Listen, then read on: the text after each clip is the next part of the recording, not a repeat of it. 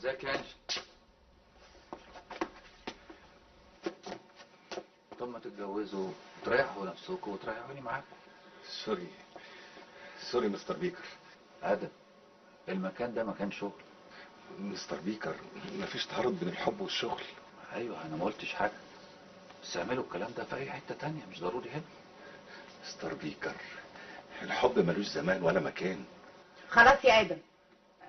مستر بيكر، احنا اسفين جدا، بس فعلا ادم كان بيقول لي كلمه في ودني. في ودنك؟ يا ودنك طلع لها اسنان.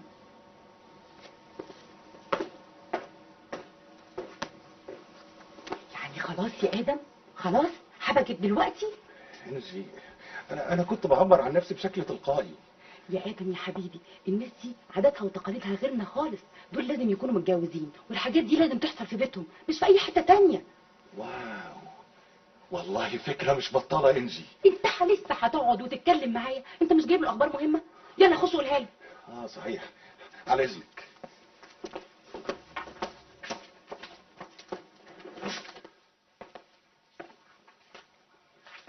سوري مستر بيكر، تأكد ان اللي حصل ده مش هيحصل تاني. ولا يعني كنت عايزني في حاجه يا ادم؟ طبعا، انت مديون لي بازازه بيره. ازازه بيره ليه؟ عندي ليك اخبار هايله. اخبار ايه؟ قول.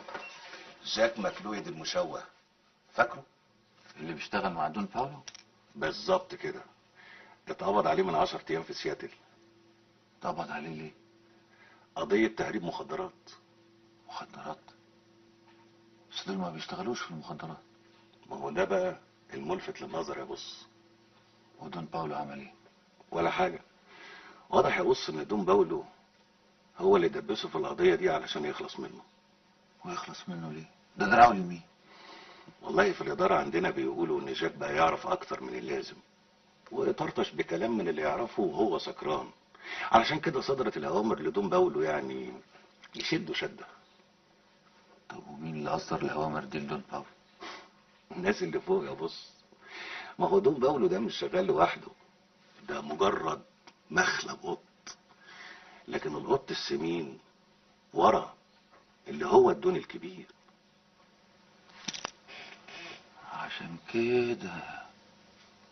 عشان كده يا بص، اول مرة قابلت فيها دون باولو في النايت كلاب بتاعه، جالهم واحد قال لهم حاجة كهربتهم كلهم. ممكن يكونوا مين يا ادم؟ اعتقد يا بص اللي ممكن يقول لنا على كل اخبارهم وخباياهم جاك ماكلويد، خصوصا انه واقع معاهم دلوقتي. نقطة كويسة اوي، بس ممكن توصلنا ليه؟ هتأكد نظرية فايت ان حد دخل قتل جون ادمز ورمى جثته في المحيط، ودبر الحكاية دي كلها علشان تلبس فيلم. احنا نتناقش في النقطة دي النهاردة بالليل. لو اتفقنا نروح لجاك. انت قلت لي اتقبض عليه فين؟ في سياتل، كان بيقوم بعملية تهريب من الحدود الكندية واتبلغ عنها. طب لو سمحت يا ادم تبلغ انجلا بكل التفاصيل، ولو تقدر تعرف مين الست اللي كانت مع جون ادمز في شركة التأمين يبقى هايل. ودي هعرفها ازاي يا بص؟ استخدم صلاحياتك كظابط بوليس. اوكي بص. انت رايح فين؟ عندي ميعاد مع نائب المحافظ، اروح له واشوفكم بالليل.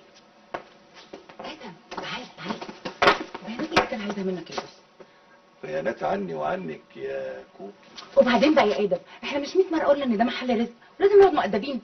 انجي، انا مش قليل ادب، وبعدين انا عايز اناقش معاك الموضوع ده بمنتهى الجديه. موضوع ايه بقى؟ موضوع جوازنا. اسمعي يا انجي، انا دلوقتي بشتغل مع البوليس فول تايم، وبشتغل مع مستر بيكر بار تايم، يعني مستقبلي المهني بقى مضمون. نفسي بقى استقر في حياتي الشخصيه. وانت مش مستقر في حياتك الشخصيه يا ادم؟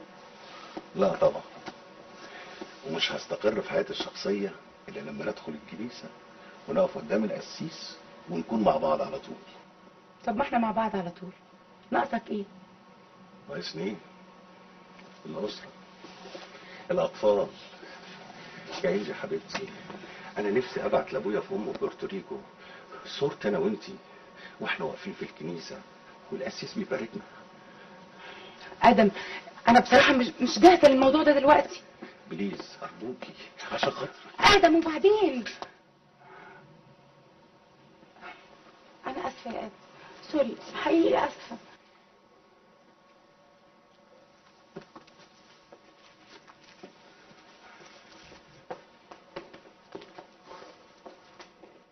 ادم، البيانات يا ادم. مجنون، حقيقي مجنون.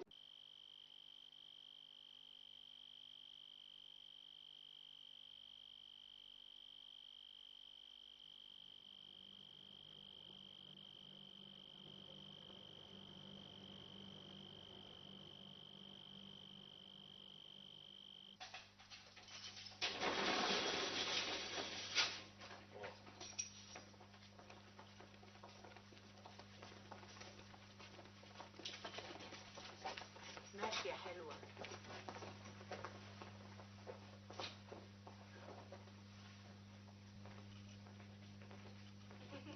ماشي يا حلوة.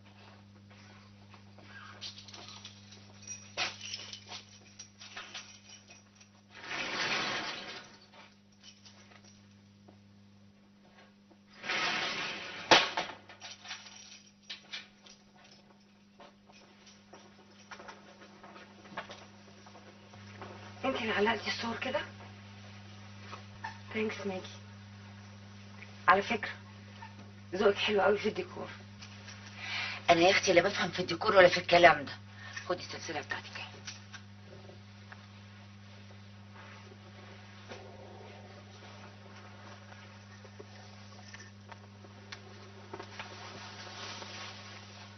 مالك؟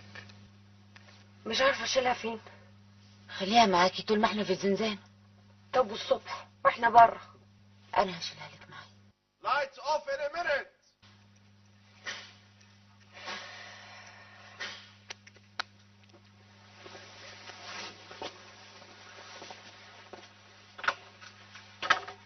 اني هاي ماجي.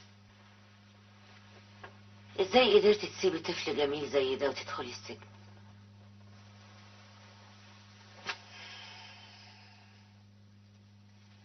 انت لسه مش مصدقه ان انا ما قتلتوش. ماجي، مين خالد ده اللي سألتي عليه؟ واحد اسمه حسان. ومين حسان؟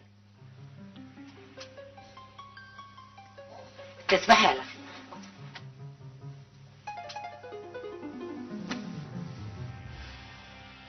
وانت من اهله.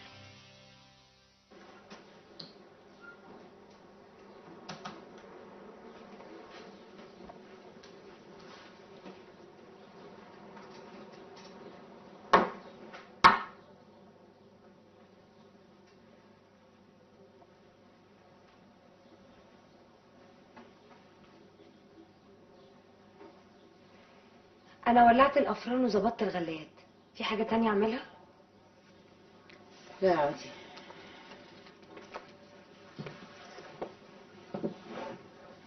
بس ما بدخنش.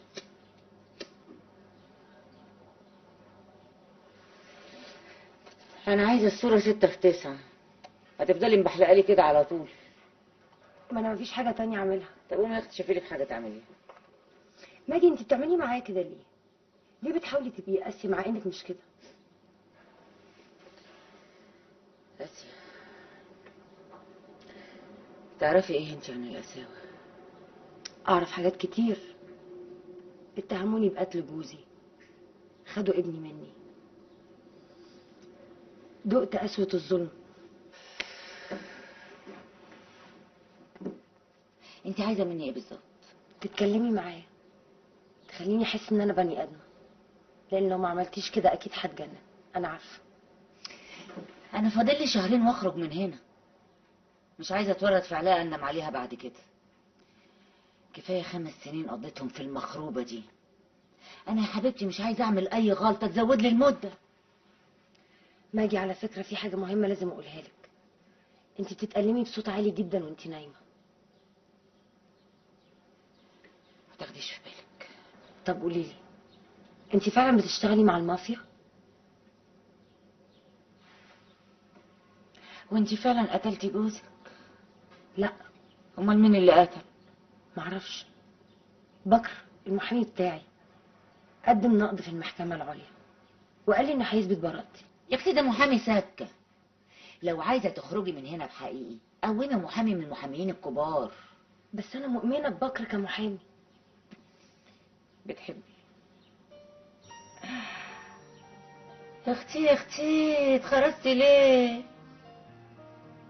يعني بس خرابي خرابي، هتموتني الرقه بتاعتك دي. بتفكرني بحسان. مين حسان؟ دي حكايه طويله مش وقتها دلوقتي.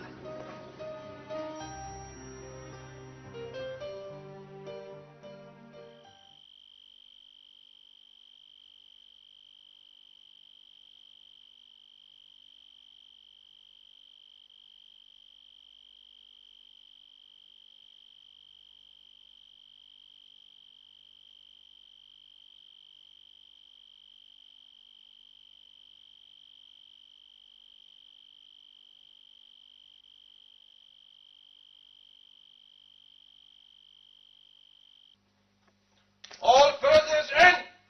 Come on, move! Move! Close the doors.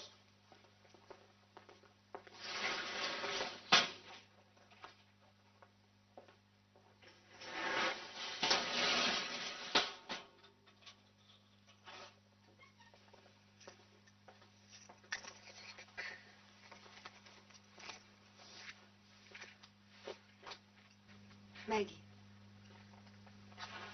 مش ناويه تقولي لي مين خالد ده اللي انت مشغوله عليه طول الوقت؟ ما تخافيش على اسرارك مني، انا محكوم عليا سجن مدى الحياه. خالد ده اخويا، ماليش في الدنيا غيره ولا هو له في الدنيا غيري. زي عمر بالنسبه لي. كان انت عندك اب ولا ام؟ ام بس، واخت اسمها ريم. خالد بقى انا ماليش في الدنيا دي كلها غيره، هو كل عيلتي وانا كل عيلته. الفرق بيني وبينه 12 سنة، عشان كده هو مش اخويا ده ابني. طب ومامتك؟ ماتت بعد ما ولدته بسنة. ابويا مرضيش يتجوز عشان ما يجيب لناش مراته. ايه ده؟ انت اللي ربيتيه؟ طفلة بتربي طفل من غير مساعدة من اي حد. انتوا علاقتكم تبقى قويه قوي. روحي بقولك ابني مش اخويا. يا رب. ليه، هو ماله؟ ولاد الحرام عرفوه طريق الادمان. ادمان؟ شاب صغير لسه اخضر، بس هو دلوقتي بيتعالج في مصحة. عشان كده بعد الايام اللي فضل لي هنا نفسي اطلع من هنا بسرعة وارجع مصر اشوفه واخده في حضني اعالجه. هعالجه ومش هسيبه ابدا ان شاء الله علاجه يتكلف $1,000,000. انا غنية غنية قوي وعندي فلوس كتير، بس الدنيا دي كلها هتكون حبيب قلبي خليتكم تاني.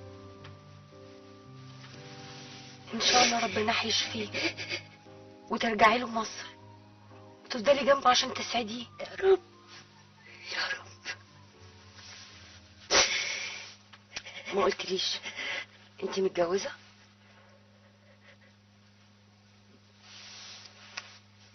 كنت ايه، طلقتي؟ لا اترملت، يعني مات. ام سوري. ولا سوري ولا حاجة، على ايه؟ كان راجل عجوز واكبر مني ويمكن كمان كان اكبر من ابويا هو مات. انا دلوقتي ماليش في الدنيا غير خالد وبس. ربنا يخليهولك. يخليلك ابنك.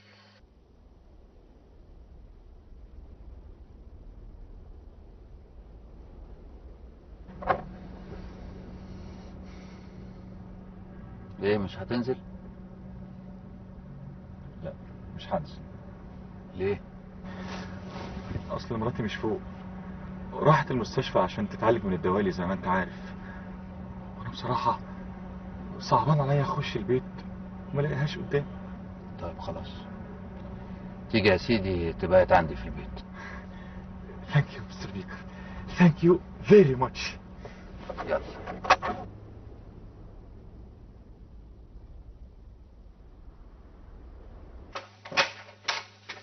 خش يا فندم. مستر بيكر، ايه مالك؟ هو انت شقتك مسكونة؟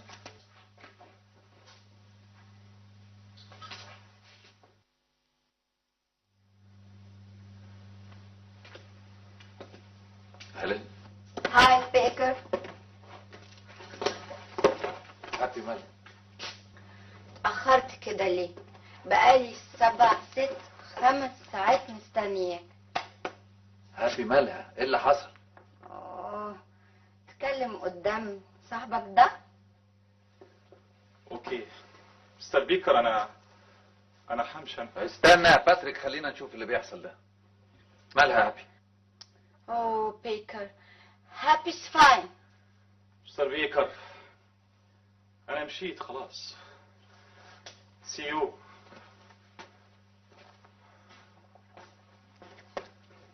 بيكر، انت خايف تقعد انا وانت لوحدنا؟ انت سكرانه تاني يا هالي؟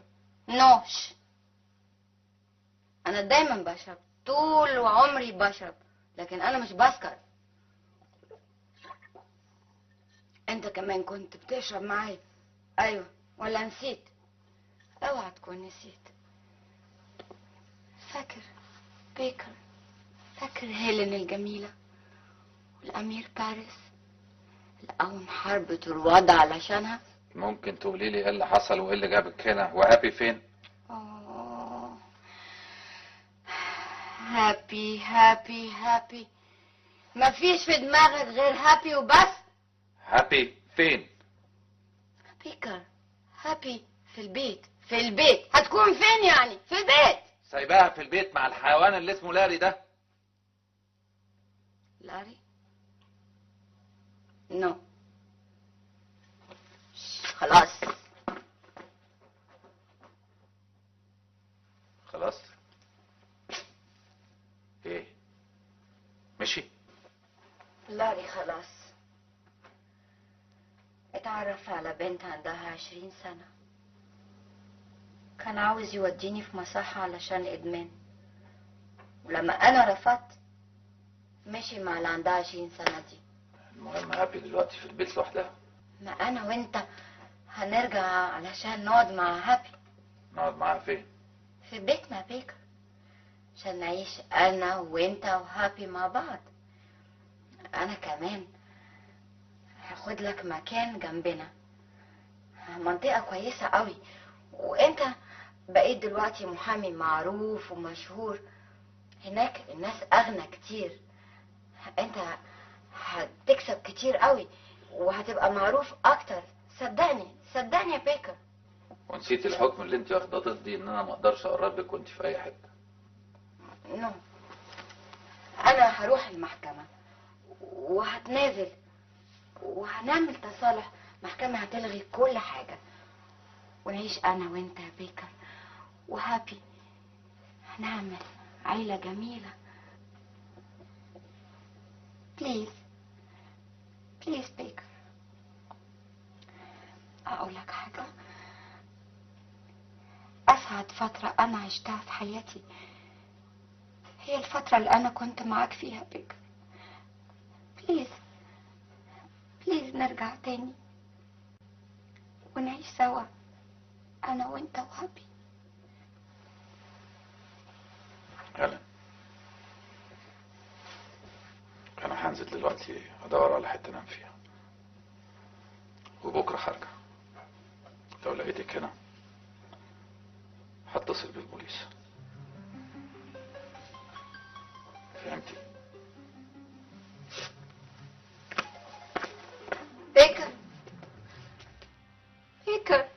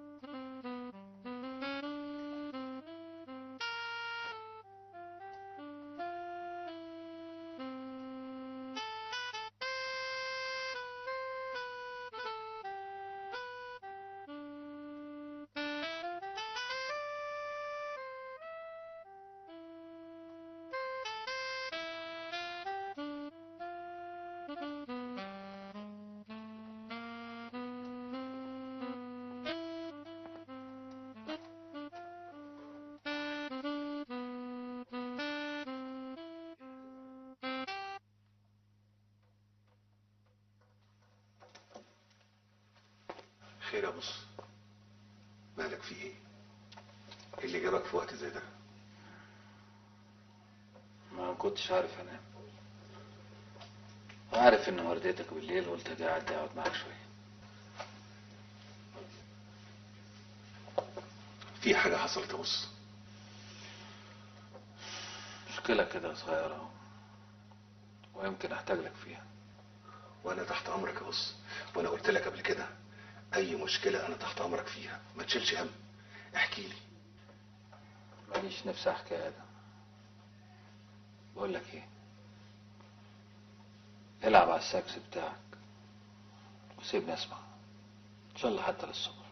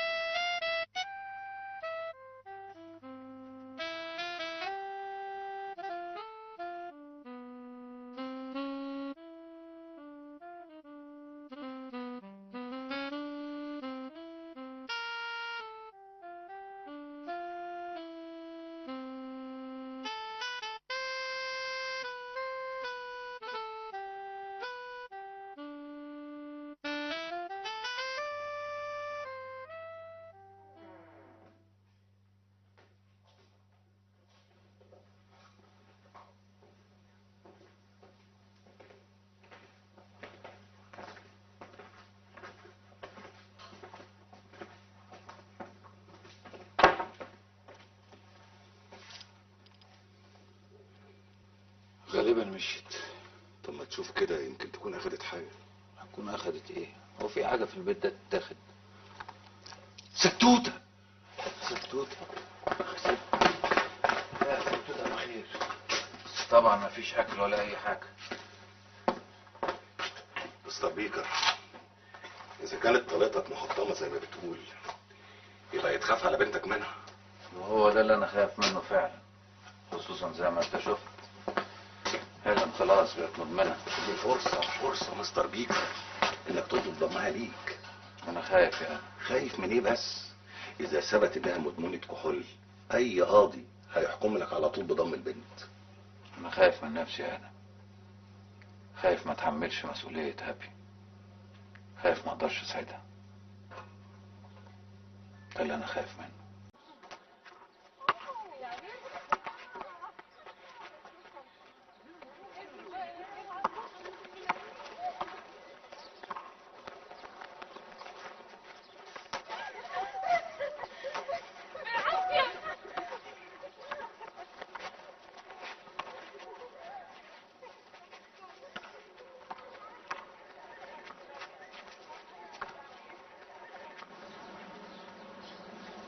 هتتكلمي انت الاول؟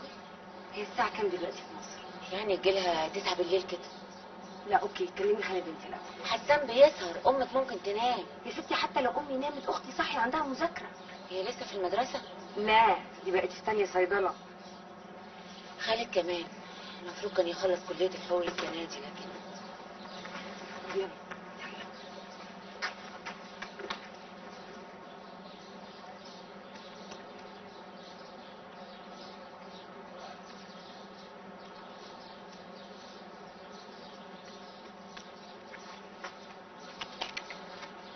الو. اي حسان، انا ماجي. قول لي دخلت خالد المستشفى؟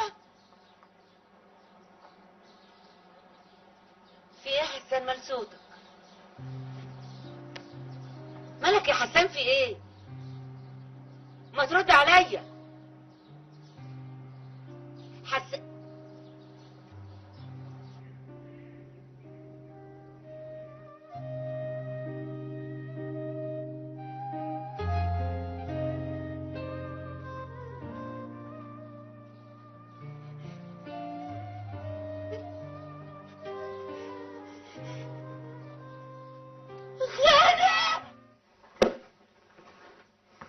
طبعا تقدر توفر لها حياه مستقره معقوله جدا. طالما امها بالطريقه اللي انت بتقول عليها دي، يبقى اكيد غير امين على تربيه بنت في سن المراهقه، ويبقى البنت محتاجه رعايه خاصه. مش عارف، بس كل اللي اعرفه هي هيلين. الست دي ممكن تعمل اي حاجة عشان تأذيني. انت خايف منها بص؟ لا مش خايف منها، انا خايف على هابي منها. الست دي ممكن تأذي بنتي عشان بس تكدني. نيكر، الوضع القانوني في مصلحتك. يعني لو قدرنا نثبت ان امها مدمنة كحول يبقى خلاص.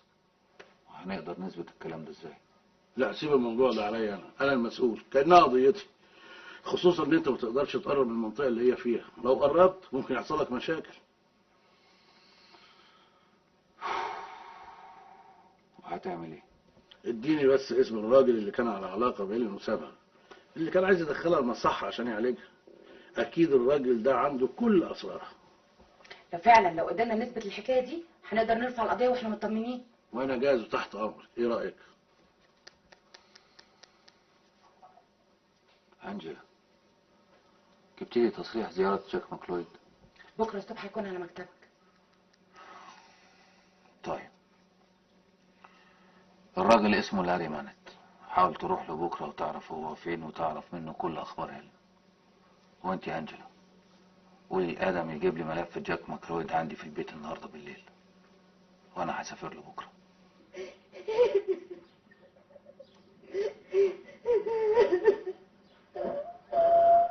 ماجي، حرام عليكي اللي بتعمليه في نفسك ده، كفايه.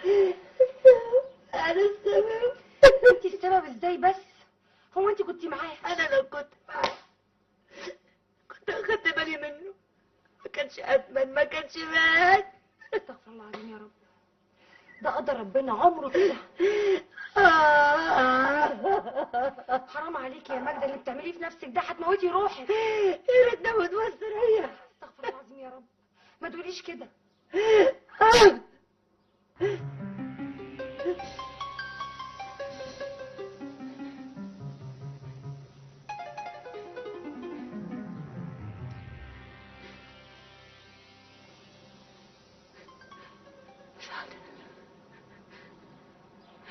اكتر حاجة ممكن تخليني استريح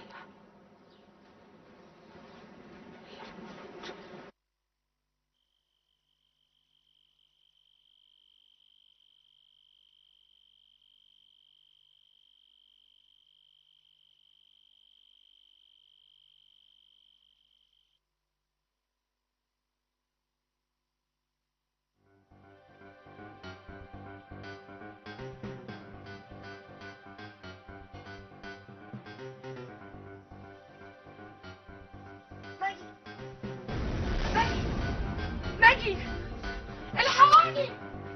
هل صفوتي، هل ماجي بتموت. هل ماجي بتموت. Maggie! Maggie! What's wrong?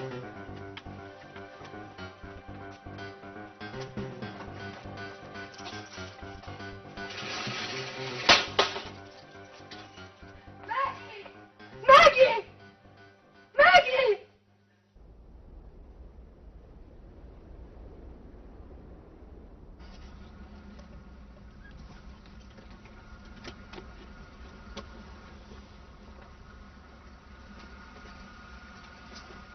فايزة، الموبايل معاك؟ ومشحون وجاهز. لو وصلت لأي حاجة بلغني على طول. وانت كمان يا بيك. ماشي، سلام. سلام.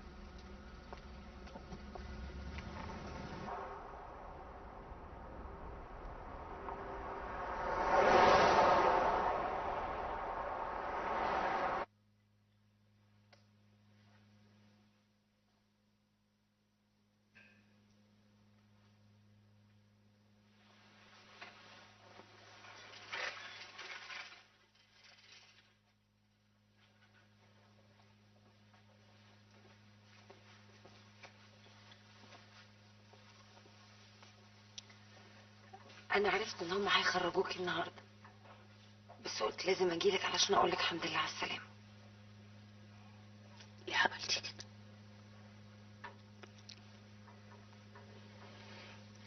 قلتليش اموت. حرام عليك يا ماجي، ما تقوليش كده، استغفري ربنا. امال انا اعمل ايه؟ انت عندك امل، عندك حاجة تخليكي تتمسكي بالحياة. ابنك عمر، لكن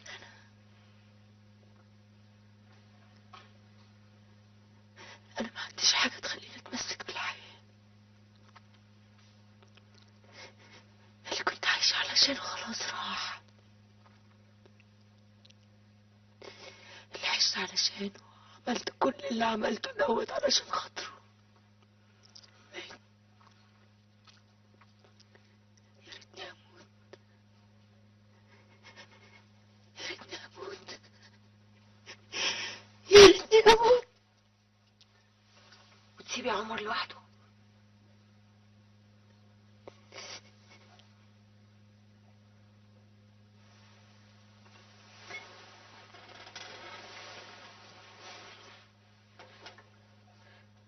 عمر، لما انتي تموتي وانا اقضي كل عمري في السجن، مين هيربي عمر؟ مين هيخلي باله منه؟ هو انت قصدك ايه؟ انتي خارجة قريب، نفسي عمر يرجع مصر معاكي، نفسي عمر يتربى في مصر.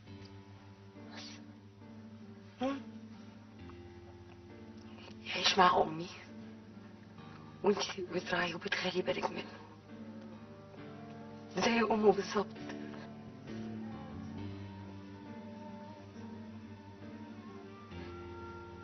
هو انت بتتكلمي بجد؟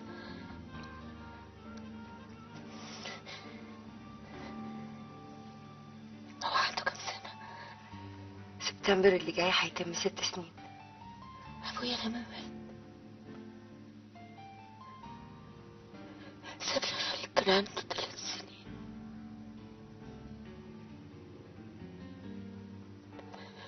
ملحقش حد يدخل المدرسة،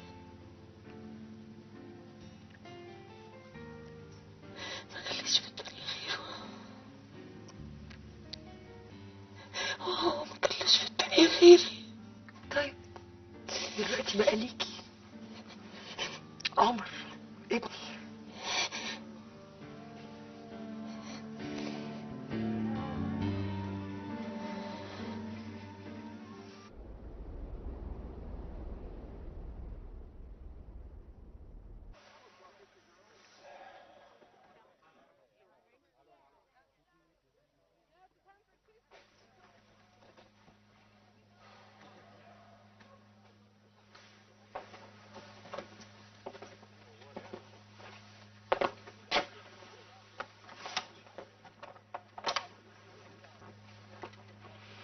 ازيك يا جاك؟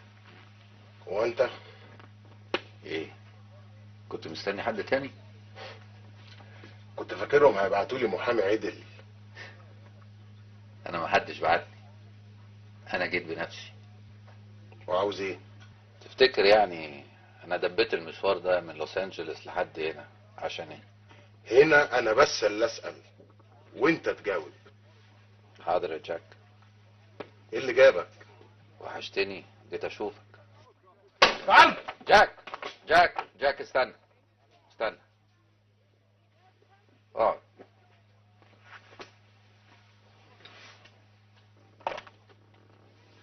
يس.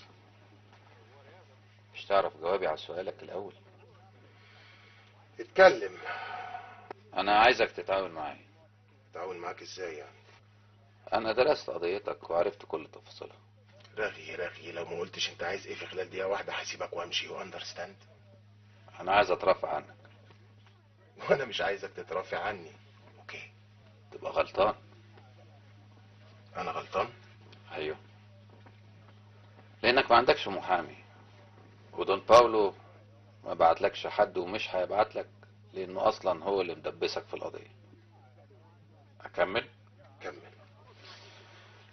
هيجيبوا لك محامي اي كلام، وهيخش في القضيه ويترافع برضه اي كلام، وتخلص القضيه وتتحبس انت. ايه رايك؟ وانت بقى جاي عشان تترفع عني مش كده؟ بالظبط.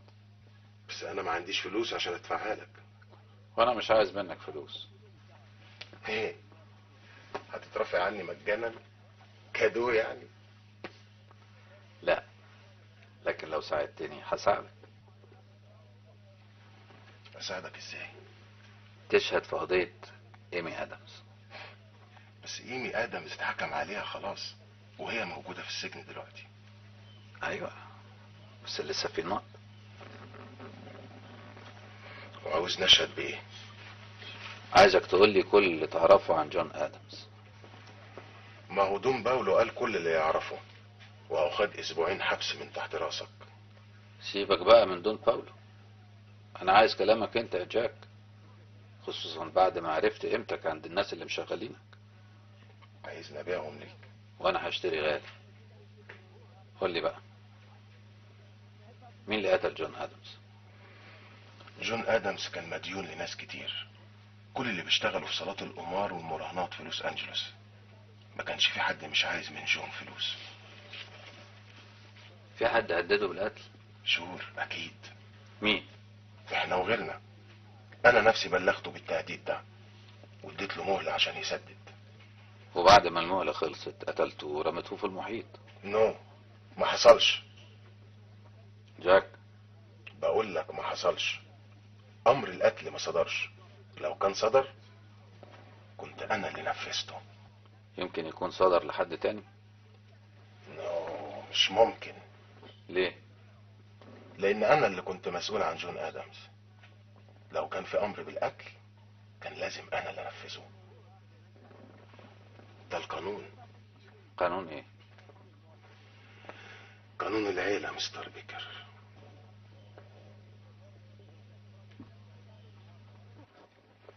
انت هتترافع عني فعلا؟ لو جيت المحكمة وقلت الكلام ده انا هترفع عنك. بس دون باولو اللي معاه مش هيسيبوني. هعملوا فيك ايه اكتر باللي عملوه؟ هيقتلوني مستر بيكر. على العموم انت لسه قدامك وقت تفكر، بس عايز اسألك سؤال اخراني. جون ادمز كان له اي علاقة باي ست تانية غير مراته؟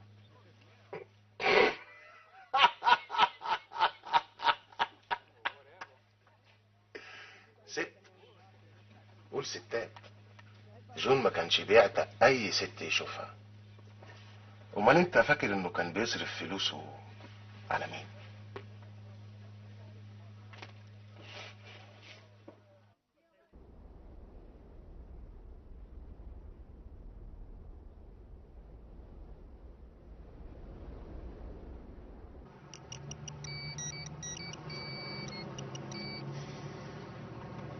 ايوه يا هلا. انا تعمل فيا كده يا متوحش يا ارهابي يا عديم الدم والذوق؟ انا ترجعني وقفايا يقمر عيش بعد كل المشوار اللي انا عملته عشانك ده؟ ان ما وريتك ما بقاش انا هيلين. اسمعيني الاول يا هيلين. اسمعني انت وما تردش عليا. ابعت لي ضروري ضروري 3000 دولار، فاهم؟ 3000 دولار ليه؟ من غير ليه كده. بنتك محتاجة مصاريف كتير، عايزة كتب وعايزة حاجات كتير، وانا ما معيش فلوس. لو ما بعتش الفلوس في خلال 24 ساعة مش هتشوف بنتك طول العمر، فاهم؟